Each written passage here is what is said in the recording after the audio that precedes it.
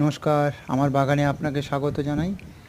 আজ পেঁপের অপকার নিয়ে কিছু কথা বলবো, যা অতিরিক্ত মাত্রা পেঁপে খেলে আমাদের শরীরকে ক্ষতি করে দিতে পারে, বিশেষ করে বাচ্চাদের জন্য, বিশেষ করে 1 বছরের কম বয়সী শিশুদের জন্য পেঁপে দেওয়া উচিত নয়। কারণ ছোট বাচ্চারা খুব কম জল পান করে।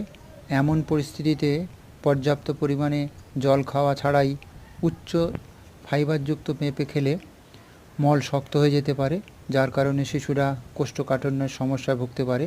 তাই বাচ্চাদের পেঁপে খাওয়ানোর আগে একটু ভাবনা চিন্তা করে নেবেন।